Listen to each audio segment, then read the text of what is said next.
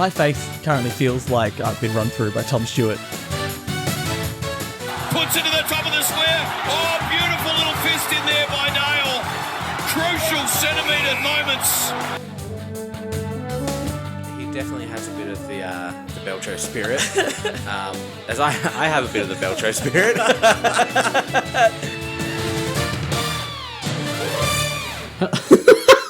Hello everyone and welcome to the Back Pocket Podcast, the only podcast that is proof that you can win after the bye.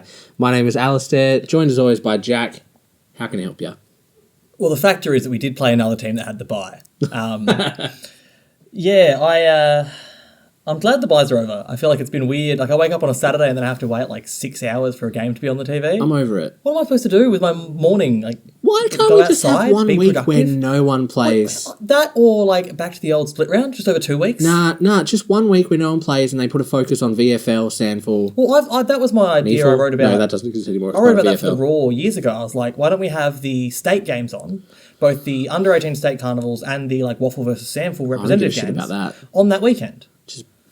Just make people go to the Waffle. Yeah, I agree. I think it's an easier option. Those leagues all already have a built-in bye anyway, so they're having theirs rotate throughout the season. That weekend, just focus on state footy. Easy enough. And if you're unlucky, you are a VFL fan who misses out on your team that week in the AFL and VFL. And if you're really unlucky, you're a West Coast fan who watches your team lose by just as much in the Waffle. So I don't know. I'm sick of it. I'm over it. We had to pick votes this week. I don't even want to give 5. I didn't want to give 5 votes. Can I give 2, 3, 4, 1? No. 2, 3, 4, 1. 2, 3, 4, 5? Skip 1? No, we've got to get a 1 in. No, can I skip it? No. Ugh. Someone's got to get 1. Fine. I reckon we've had actual weeks where the ones have been just as bad as this week. So it's fine. No. I'll start though. My 1 vote was to Max Michelani. Okay, fair enough. Michelani? Anyway, doesn't matter. We figured this out last time. He pissed off Mason Cox enough to make him annoying throughout the whole game and basically try and start a fight with a teenager effectively. And throughout the whole week. He had 4 tackles, 3 spoils, 8 defensive half pressure acts and 3 intercept marks. I think he was just a really good defensive matchup in that game and part of the reason Adelaide were able to stay in it for so long. I rate him. He's good. He's good. I think he's going to be He's a real defensive wall, and if he keeps that up, he could be... Yeah, and like the rest of the game will come. Like, I think that's the thing. Like, he will pick up the ability to get more of the football and more disposals as it does over time. He just, at the moment, he's got the defensive part down really well, which is one of the harder parts to teach. So, that's my 1. You heard the word come and broke down. I'm trying to figure out why you said come. I was like, what the fuck did he just say? We're off to a great start. My 1 vote goes to Tom Stewart. He doesn't deserve a vote, but he's getting a vote. He got 4 for me. No. He was really good. He showed that he can mark at GMHBA, but he also showed that he can have Joel Smith kick 2 on him and be less than influential. He had 6 coach votes. Yeah, I saw that too, and I didn't agree. 2 of the cleanest spoils I've seen in my life. You did mention the spoils, including one that was followed with a stare down, which I thought was really funny. Like we spoke about, I think you spoke about it last week, the fact that he's in All Australian contention again. Yeah. I disagree, and I've got some stats here actually for once to back it up. He has, of the top 100 ranked defenders, he has the 11th highest one-on-one loss percentage. He also has in the bottom 50% ranking for disposal efficiency, and overall he's only ranked 33rd out of the top ranked defenders, which shows to me that, like we were saying earlier in the season, he's not having his best season, I don't think he is All-Australian contention, and whilst he did have a good game, 1 vote's enough for me. Alright, fair enough. Stats, baby! Those are all the stats I have this week. Table. All right. That's all I have. I find it that game really funny. Like, I closed my phone like I was done, but I still have more votes to go. I said, sidetracking a little bit, it was really funny when Gary Rowan took out Jeremy Cameron. Yeah. I was in that clash. I turned to Beth and I said, either Gary Rowan is going to not touch the ball again, or he's going to have the best game of his life. I've never seen him play. I've seen him kick more goals. I've never seen him play a more complete game across 4 quarters. He got 10 coaches votes as well. Let's see if he can do it again next week. That was incredible. He was everywhere, setting up balls inside 50, taking pack marks. If he does it again next week, I'll be impressed. Yeah, so would I. I think, but he's one of those players who needs a spark, and that was it. Guilt was his spark this week. My 2 votes was to Jordan Ridley. Fair enough. Jordan Ridley's my 3. I'll just throw that out. Yep. I thought he was really good, especially in a game where they were having a lot go against them. Yep. 6 balls, 8 pressure acts, had 3 rebounds, 10 marks and 3 intercepts. I think the best part was his 23 at 91. He got only got the one coach, so it shocked me. And 8 intercepts to go along with that in his possessions. Really good. Jordan Ridley, my 2. He's been really good since he's come back in, and doesn't show on the weekend with the result, but he's been important to Essendon turning things around. He has, for sure. Big match up for them this week, so we'll see how they go. But we did talk about how every time they're playing a contender, that they are struggling a lot more than against the other sides who they've seemed to be beating up on outside of the game against Melbourne. My 2 goes to Isaac Quaynor. Yep. Always in and around the votes every week. Yep. But yeah. You could have picked a range of defenders from that game. You could have picked Jeremy Howe for his first game back. You could have picked Michelini as well. you could have even picked Moore, who had a slightly less day, but cracking game of AFL football. I give it to Quaynor because one, I really like him, and I think his rebound's really important for them. Like, it goes really undernoticed. I think my favourite thing to come out of that game, other than the fact that it was a brilliant game of football with an exhilarating finish, as Collingwood just tends to have all the time, was the number of Collingwood fans telling Adelaide fans that an umpiring decision, while I agree with them that an umpiring decision doesn't result in a result, like it's just one out of many that were probably wrong for the game. But after 4 straight years of Collingwood fans saying that Maynard was blocked, the irony is insane. I do think there should have been a free kick to Dawson, but I also think there was probably 10 other free kicks that could have gone either way in the 10 minutes leading up to that. Probably. That's just football. And it was in real time. That's impossible to His tell. hand makes contact with Dawson's face for half a second. Like a split second. Sure, it hit hard, but they were both moving at such speed that if the umpire blinked, they would have missed it. So it's a rough one to say it's the umpire's fault. I've already had... You've done your 4, you haven't done your 3. Yep, so my 3 is Blake Hardwick. Okay. Who I put as Blake, quote-unquote, Sicily Hardwick. He filled in that role ridiculous. He had 38 disposals, which is a career high for him. 12 of those were intercepts, 10 rebound 50s, 2 spoils and 9 pressure acts. Which is interesting because I thought they put Day back there to do that role. Hardwick was doing a little bit more around, but it's interesting that you put him down as Sicily, though. Yeah, watching that game was horrible. It's the best game Hardwick's ever played in one of the worst games Hawthorn have played this year. So probably. Credit to him, but also, they are lost without Sicily, as we've seen basically every other time they've been without him this year. So I've done my 3, so that leaves me my 4. Because I've already got Stewart for my 4. Luke Ryan, he was going to be my 1, and then I remembered how well I enjoyed Max Michelini's game, and he snuck back in. But I only had 2 special mentions this week, and it was Luke Ryan and Jake Lever. Yeah, I feel like Luke Ryan's gotten better as the season's gone on. He has. He's gone from just being loose, nothing touches to having an impact on games. Yeah, I think he was very important in that game. And, in the similar way to how Ridley was important, except more impactful this time. In context of the season, for did I say Sicily or Ridley? You said Ridley. Okay, cool. Sorry, my brain is so not with it today. I thought he was really good. But Ridley and Ryan are my 3 and 4, so I'd rate them pretty equally from that game. In context of the season, that was such an important win for Fremantle. Huge. And almost as equally as important a loss for Essendon. Yes, absolutely. One of those, we've talked about them, there's been a few of them recently, but another one of those 8-point games in that bracket. And the 5, I'm assuming we're going the same on that one because there couldn't be anyone else this week with Harris Andrews.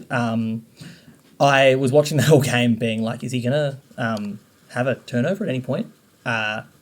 He locked himself in for All-Australian, really, right? He did, right? He was already pretty much there, but it was his game. I feel like everyone else was just playing in it. He had complete control of every aspect of that. He had 11 spoils and 8 defensive half pressure acts and won 5 out of his 6 one-on-ones to go along with 21 disposals at 95. 14 of those were intercepts. Didn't miss a target until less than 10 minutes to go in the final term. So up until the game was pretty much over, he hit every single target he needed to. He ruined it. 14 marks, 9 intercepts and 4 contested marks. He has somehow getting better as the year goes on. He's having by so far a career best season, and he's had some really good seasons. It's huge for Brisbane, isn't it? Yeah, it was something that they always struggled with. Obviously, the midfield is a lot of what conceded their entries and stuff, but having him playing one of the best fullback seasons we've seen in a long time from anyone is super important to their finals chances.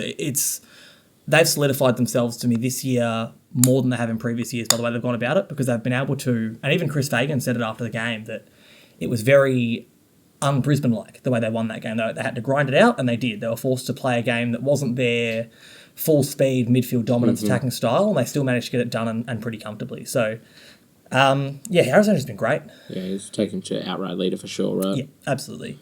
By a bit. By a reasonable margin, because I think he was, second by a vote, and he's getting 10, and Jordan Ridley got 5 or 6, so... that's the votes. That's all I got this week, folks. You mentioned the bye. Obviously, we know about the bye. I won't skirt over it too much. We've had 6 out of 6 have lost off the bye with 6 to come. But again, most of the 6 this week are teams that you'd expect to lose anyway, regardless of the bye. Hawthorn, Carlton would be favourites to beat them. North, who would have Adelaide favourites to beat them. GWS. What are you talking about? Carlton had to bye. Hawthorn haven't had to bye. You saw I've written that the wrong way around. Yeah, so Carlton are expected to win. If they Carlton lose... are expected to win. So Carlton are expected to win. Port would be expected to beat Essendon. Yeah. And Bulldogs would be expected to beat Freo. I'd say the other ones are... So where does it land? If those 3 teams win and we end up what? Well, I said I think if 3 and 7? If Port and the Bulldogs both lose, it does become a really bizarre stat if the rest of them lose as well. It's such a shit... there's a trend, but that does not mean it's definitive. Yes. My more interesting stat I wanted to come in with was Hawthorn lost off the bye. They had no James Sicily. Of the 5 teams to beat West Coast, now 6, but they haven't played the next game yet, by more than 10 goals this year, only one of them has won the next week. Interesting. Which is Hawthorn. And I don't think it means anything other than how far off the pace West Coast are. Like, yeah, it but shows also, it depends on your opposition. If they all played Collingwood the next week, sure, they're more likely to lose. Absolutely. Sydney are coming up against Geelong. Yeah. There's every chance they could lose that game. Absolutely. This is what I'm saying with these stupid fucking stats. But I mean, if you're beating a team by 10 goals... Yeah, I know. Usually that means that you are a reasonable football team. But, West Coast are so bad that... Exactly. Gold Coast beat them by 10 goals and then lost by 10 goals themselves the next week. 112 points or whatever. Exactly. So, they are a horrendous team. A horrendous team with a fully fit midfield that's just lost Yo, but still. Well, yeah, but they put Yo and Shuey behind the ball to start that game, which, what's the point of stemming the bleeding before it's even started? And also, they're your midfielders. What are you doing with them if they're not playing in the midfield now that they're fit? They rotate Yo midfield and back. I think it's for his own benefit. I agree, but you want to get, if you're in the position West Coast is in, you want to jumpstart in any game you're playing this year. You need the confidence and the run. And if you're starting your 2 ball getters behind the ball, I don't know where we're expecting that. I think they looked a lot better, and obviously there's reasons why he's not playing, but they looked a lot better when Waterman was a third tall up there. They were actually able to get, not retention, but marks inside 50, because they had options. I thought it was good that we asked for it and it happened. Barry Cable immediately removed from the Hall of Fame. Yeah, good. Before they even did the announcements this week, which is good. We've got Asava Radagalia set to come back and make his run at winning the medal. You'd have to go hard. I only noted that because, despite you calling me out on it, that I said I don't think he's best 22. Geelong clearly think he is, and they've said that they reckon he'll play this week. I'm just talking about the fact in your tweet you said he's cemented himself as best 22. Again, he clearly has if they reckon that he's coming straight back in without even playing VFL. And Adelaide did all I think I needed them to. They played a really good game against Collingwood at the MCG. It shows that they're a real threat. They needed to win it. They needed to win it, but it's better than I think a lot of people expected from them. They didn't do it, though, which still puts them in that bracket of not being able to beat a good team outside of Adelaide. It's tough. They were playing off the bye, so we're never going to win, Jack. Yeah, so are Collingwood. This is the fuck... I'm so mad at this. Anyway, continue. What's next? Oh, I just think that obviously now we've got the buys are over. The ladder is, I think, as interesting as everyone was hoping it would be. We've got, from 15th to 4th, it's 2.5 games this deep into the season. That's kind of nuts, I think. It's helped by how bad West Coast are.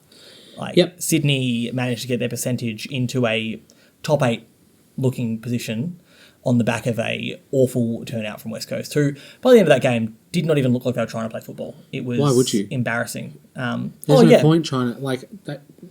What's the point of putting in that extra bit of effort to stop it from getting to 200 when maybe that'll do something? Maybe that'll kickstart a reaction to actually show that everything's fallen to shit for this club. Yeah. And change needs to be made. I talked to you about how they've sacked the performance coach. They haven't, though. They've announced he'll be departing at the end of the year, which is such a weird thing to do. If you're not sacking someone now, imagine you would announce that a player is going to be delisted at the end of the year now. I don't see the point in announcing that. I don't see the point in announcing that now. It's a weird spot they're in at the moment. Obviously, their benefit is that they've got a lot of money and a lot of supporters, and they've been a strong club for so long. But it's going to be a hard hole to get out of. the next few is going to be very tough for them to navigate, especially, as you highlighted, with the fact that they can't sack Simpson with the amount of money they'd lose if they tried to. And Adam Simpson said that the club identified the need for a rebuild 2 years ago, and they asked him if he was able to, if he had the drive to start the rebuild, and he said yes. Why are all these players still on the list then? Where is the rebuild? If it was They identified traded 2 years ago... 3 first-rounders for Tim Kelly 2 years ago. No, it was more than 2 years ago. Was it? 2.5 years ago. It would have been 3 years ago, and then they would have realised, oh, we fucked this. But then why did they re-sign all of these players onto contracts? Like that the issue is that their injured players are still on the list and they can't do anything about it. Like a loyalty thing. It is, but you can't rebuild with loyalty. Good teams have made those hard decisions. Like Geelong and Hawthorn both pushed out those players when they needed to, and they knew that their time had come. They traded him at the end of 2019 to West Coast, and they had that season in 2020. Everything fell to shit. Yeah. 2021 my brain was on worse. Jeremy Cameron, but actually, 2020 was all right for them, wasn't it? No, this is their third consecutive rubbish year. Bear with. Oh, no, you're right. 2020, they finished fifth. They finished fifth, yeah. 2020 was good. Then 2021 was when COVID hit. Yeah. Everything fell apart, and they went, oh, we actually need to So, yeah, I was right. 3 years rebuild this year because I somehow forgot it was 2023. Yeah.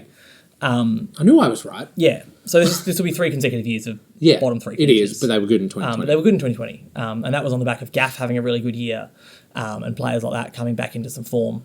But yeah, they're in deep crap, I think, is the best way to put it. But teams have come out of some of their awful youth holes before. are struggling to show anything to it. I'm not writing them off, but Campbell Chester's not giving much at the moment. Gimby's obviously doing quite well, but a lot of the fringe players and the young players are just looking like busts. It hurts when you bring in a debutant ruckman. He does an ankle in the second quarter. Yeah, that didn't help.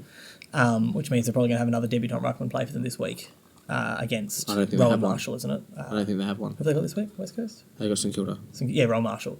They do. They've got a debutant in the waffle. Do you think they're going into this week going, lads, we're not going to lose by 100 this week. We're playing St Kilda. They'll beat us by 45. Yeah, I don't know what their thinking can possibly be. They've got to hope that they don't lose to Brisbane by 1 million in 2 weeks' time. I saw some footage of Shuey in a press conference and he just looked depressed. They all would be. And that's kind of the thing with the fact that Simpson has so long to run on that contract. Like, wouldn't it be better for your mental health to just quit and get a less paying, far less stressful job at another club? I'd want the 4.5 mil, thanks. Yeah. I'd make them walk me. Just well, you know what I'm like. Just run the club into the ground. Just like absolutely pile drive them. Yeah, but even if he did, he's premiership coach for them. He is. So that's something you can't take away. Yeah, it's troubling. I didn't want to dwell too much on it, but we've done it anyway. Sorry, Tim. Yeah, it's funny that like for a team that was so successful for so long, but how bad these 3 years have been, it is almost entering like long suffering territory because they've seen 5 wins now in something like 70 games. I've seen more 100-point losses. Really depressing. It's priority pick territory. It is priority pick territory. Yeah, I've seen people saying that they don't deserve one because they obviously had that top 5 finish a few years back. It's like, yeah, but look how bad they are. Like they are horrendously bad. Tanking. But, no, they're not. These players aren't going to get uninjured. We're not seeing Natanui again. No, and that's it. Like Shuey, Sheed, Yo, I think they're all that their perennially injured. Hearn's discussion retire. about him playing next year is platitudes. Like there's no way that they keep him on the list for another year. It's pointless if they do. I don't see any world where he plays again. Shuey is so often injured. Gaff is a shadow of his former self. Gaff's been all right this year. Yo came back and then, was there for 3 games and he's off again. So 3 good games. He was solid. He was looking really good again. How's your fantasy team doing? Oh, yeah, that was depressing. Matt Rowell stays in. Hopefully he learns to tackle, get some more grass into the boy. He was at his best when he was eating grass. I think that's the problem. If we didn't catch him eating grass... We're not supposed to talk about it, we'd Jay. get the form up. Yeah, you're sorry. Yeah. We've been told specifically we got a press release from Gold Coast. You can't talk Stuart about... DM'd me and said, "We Lads, enough of that. God, you ever had the person I did my interview today listened to an episode of the pod before interviewing me, and I was like, "Oh, you still want to do this?" Jesus." They went, oh yeah, you seem alright, but that other lad's a fucking idiot. They're like, oh, if you can talk about football for this much every week, maybe you might want to do it for a living. I don't have much footy stuff this week. Nah. I went into bye rounds are hard, man. Joel Selwood's with the Ashes team. Yeah, I saw that. That's weird. Ashes start tonight, right? Yeah, second game. Yeah, it's on When does tonight. that start? So it's already started. Yeah. Would have been about 15 The minutes fuck are ago, we I doing reckon. this for? I don't know. I heard someone talking about it, and they were like, as normally someone who like is so protective of cricket and hates seeing like the footy cricket crossover, because obviously footy owns sport in this country. They're like, there's not many sports people that you see go to cricket and you still get that like feeling of safety, but Joel Selwood has that like leadership quality and like Australian hardness that you're like, no, that's all right. I can deal with that. Time to play some Joel ball. And it's so funny that he got over there just for the Lord's Test, which is the one that's like after they were just at Edgbaston with all the like basically equivalent of Collingwood fans of English cricket supporters, like jeering and hollering. Like Lords was the very prim and proper one, and like seeing like faces like Joel Selwood like there with these like very wealthy English people as the pre-ceremony happens for Lords is like I couldn't imagine something like more weirdly out of place. But that's that's the weirdness of cricket. Maybe one of them will smash him in the head. That'll get him in the mood. Maybe bowl him and bouncer. He'd love that. Probably bounce off his head and he'd fucking be fine. It would, yeah. He would have a low, like actually recorded concussions record, I reckon. He probably has a few that he didn't know about, but I don't reckon he had many that he actually missed games for. Tiny little brain cells. Tiny little brain cells. It's that squint he's got. The little. I would love to see like a report of how different his face is now when he compared debuted? to when he debuted. That would be an interesting Yeah, he always had that kind of furrowed face, so it didn't It's help. gotten But worse. like the lumps and cracks Yeah. on his forehead are insane. Like, there were games he used to show up pre-bandaged because he got hit in the head at training. Yeah. Like he was a warrior, I think, is the term that is thrown around a lot in football that actually describes him a bit because he is a nutcase. Of all the things I thought today's podcast episode would turn into, I didn't think it would be the Jack talks about Joel Selwood fan cast. At the cricket. Well, I won't. I will admit I wouldn't lower myself to people paid like $60 or $80 to meet him at the Merrywell, and I was like, I don't pay to meet people. I'll pay for It's a not, burger. it's not my Merrywell. vibe. That's Oh yeah, good not shit. the Merrywell, the other one. I'm not going if it's not the Merrywell. What's that bar called outside of Perth Stadium? Oh, the Camfield. The Camfield. I can't believe I remembered that. Well done. Yeah, there was a thing like I might have found it more interesting to go along and just listen. Camfield's so noisy. Listen to his thing, but I don't pay him. I wouldn't pay him. I think the Camfield might be the worst pub I've ever been to.